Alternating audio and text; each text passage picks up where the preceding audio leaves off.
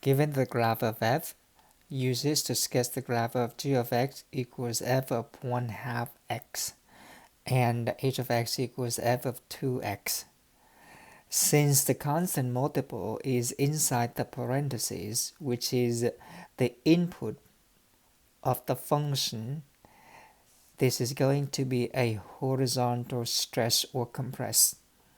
Now, opposites to the vertical stretch and vertical shrinking, if the constant being multiplied is a positive number between 0 and 1, then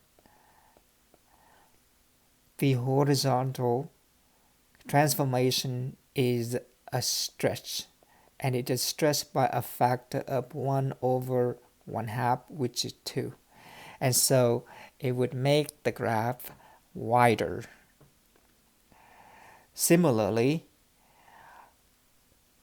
the multiplying factor directly to x is 2, and so this is going to be a horizontal shrink, and it is shrinking the graph by a factor of 1/2. Both of these are horizontal transformation. One is stretching and one is shrinking. As opposed to the vertical stretching and vertical shrinking, when we change the y value and we keep the x, this time we're going to change the x coordinate at each point and maintain the y coordinate. We summarize a few points on the graph of f.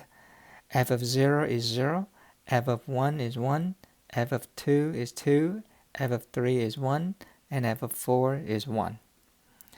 With the horizontal stretching and compressing, we only change the x coordinate and we maintain the y coordinates. And so for the first point 0, 0, we would double the x coordinate, but when we double 0, we would end up with 0 still. And so 0, 0 is on the graph of g. For the original point 1, 1, we're going to double the x coordinates, so now we have 2, x equal 2, and maintains the y coordinate, and so the point 2, 1 is on the graph of g. For the next point 2, 2, we only double the x coordinates, and so when we double 2, we get 4, and the y value stays the same. And so we end up with 4, 2. The next point, 3, 1, we would double 3 only to get 6. The y coordinate is still the same, 6, 1. And when we double 4, we get 8. And so the last point is 8, 1. The graph between the first 2 points is a line, and the graph between the last 2 points is a horizontal line, and the graph in the middle is rounded. And so this is the graph of g. Similarly, to sketch the graph of h of x, we would do the same thing. Keep in mind that with the horizontal transformation, we do not change the y value.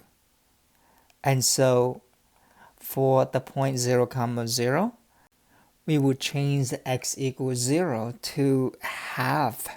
Remember that the horizontal shrinking is acting the opposite way. And so if it's 2 times x, when we graph this, we would multiply by a factor of 1/2, not 2. But half of 0 is still 0, and we keep the y coordinate.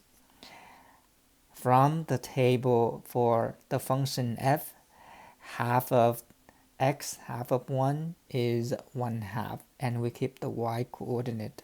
Half of 2 is 1 and we keep the y coordinate.